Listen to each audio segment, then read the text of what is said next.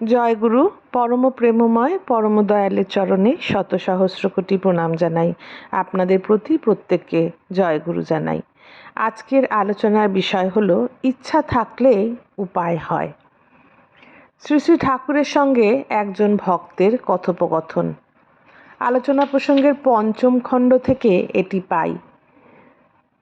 24শে পৌষ শনিবার, বাংলা 1349 সন, ইংরাজি 1943 সালের 9ই জানুয়ারি শ্রী শ্রী ঠাকুরের সঙ্গে এই কথোপকথন হয়েছিল। ভোলানাথদা শ্রী শ্রী ঠাকুরকে বলছেন, সংবাদ দিচ্ছেন যে সৎসঙ্গ যে বাইরের কোনো সাহায্যের ওপর নির্ভরশীল নয়, নিজেদের চেষ্টাই যা কিছু করছে, এতে লোকে খুব ভালো বলে। শ্রী শ্রী ঠাকুর বলছেন, লোকে ভালো বলুক না বলুক সেটা বড় কথা নয়। আউট অফ নাথিং, শূন্যের ওপর দাঁড়িয়ে, নিজের কঠোর শ্রমের ওপর দাঁড়িয়ে সুষ্ঠু জীবন চলনার জন্য যা কিছু প্রয়োজন তা যদি আপনারা গড়ে তুলতে পারেন, তবে তার ভেতর দিয়ে আপনাদের যে অভিজ্ঞতা ও আত্মবিশ্বাস হবে তার একটা বিশেষ মূল্য আছে। আপনারা যখন অনেককে অনুপ্রাণিত করে অনেক কিছু গজিয়ে তুলতে পারবেন। খারাপটা যেমন চারায়, ভালোটাও তেমনি চারায়। হ্যাঁ, আর কাজকর্মের জন্য একটা ওয়েল ইকুইপড রেফারেন্স লাইব্রেরি, ভালো গ্রন্থাগার খুব দরকার।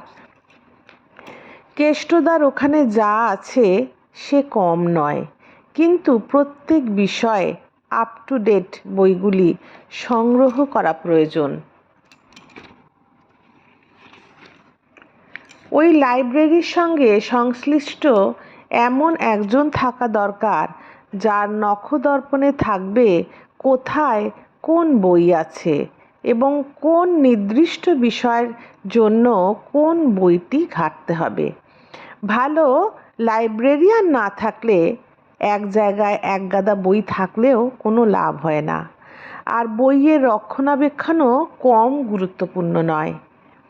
এই পর্যন্ত বই তো কম আনায়নি, কিন্তু কত বই নষ্ট হয়ে গেছে।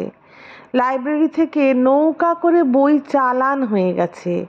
আমাদের নজরও তীক্ষ্ণ না, কোথা দিয়ে যে কি ক্ষতি হয়ে যায় সেই দিকে খেয়াল থাকে না।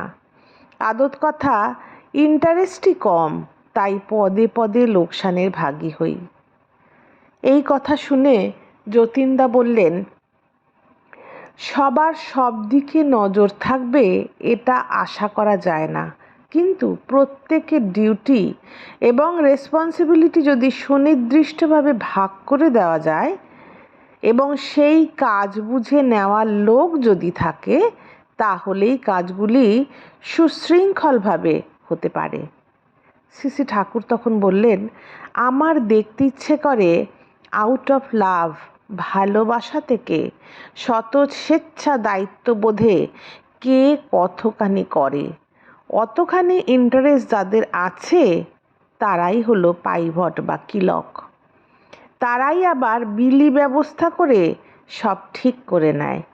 যার যেই দিকে সংস্কারগত অনুরাগ আছে সে সেই দিকে না গিয়েই পারে না, তার স্বভাবই তাকে ঠেলে দেয় ওই দিকে। গরুকে মারেন ধরেন, সে ধানের খেতে গেলে মুখ দেবেই। বাতিকওয়ালা লোকগুলোও অমনি, তারা কাজ করে নেশায়। কে তাদের ডাকবে বা বলে দেবে সে অপেক্ষা রাখে না, রুচি ও পছন্দ মতো কাজের জন্য ছুকছুক করে বেড়ায়। সেই কাজ করার সুযোগ পেলেই মহা কৃতজ্ঞ। পয়সা পাবে বা কেউ তারিফ করবে তার ধার ধারে না। এমনকি নিন্দা, অপযশ, দারিদ্র ও নানান প্রতিবন্ধকতাও তাকে রুখে রাখতে পারে না। নিজের গরজেই তার করা চাই ওই কাজ। তার অন্তর্নিহিত প্রকৃতি তাকে ঘাট ধরে প্রবর্তিত করে তার প্রকৃতিসঙ্গত কাজে। অমন্তর আগ্রহ যাদের থাকে তারা আবার সাঙ্গপাঙ্গও জুটিয়ে নেয়। তারাপদ যে থিয়েটার করত, মনি যে থিয়েটার করে, এদের কেউ কোনোদিন কি সভা সমিতি করে ভার দিয়েছিল? করে ভালো লাগে, সেই তৃপ্তির জন্য করে। না করলে অস্বস্তি লাগে, সেই অস্বস্তি এড়াবার জন্য করে। তবে তেমনতর যদি না জোটে, তাহলে কাজ চালাবার মতো একটা ব্যবস্থা করে নিতে হয় বই কি। মানুষের কাছ থেকে কাজ বুঝে নিতে হয়, আদায় করে নিতে হয়, এ কথা ঠিকই। কিন্তু সেই কাজ যারা বুঝে নেবে, তাদের এমনতর হওয়া চাই যে তারা বিবেকিকতার সহিত তাদের সাধ্য যতদূর কোলায় চেষ্টা না করেই পারে না। তা কেউ খবরদারি করুক বা নাই করুক, পুরস্কার বা তিরস্কার যাই তাদের ভাগ্যে জুটুক। কেউ যদি আপনাকে ভালোবাসে, যাতে যাতে আপনার ভালো হয় তার সাধ্যমতো তা করতে চেষ্টা করবেই। কেউ তাকে নিয়োগ করবে, খবরদারি করবে, তবে করবে, না হলে করবে না, এমনতর হয় না। আপনার ভালো করলে লোকে ভালো বলবে, তাই করবে। আর লোকে নিন্দা করলে আপনার ভালো করা ছেড়ে দেবে, তাও কিন্তু নয়।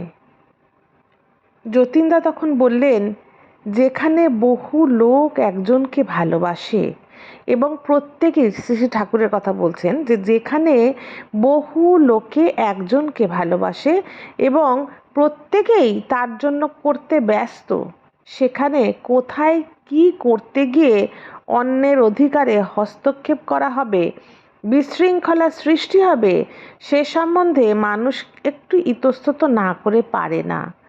ভাবে ভালো করতে গিয়ে মন্দ না করে বসি।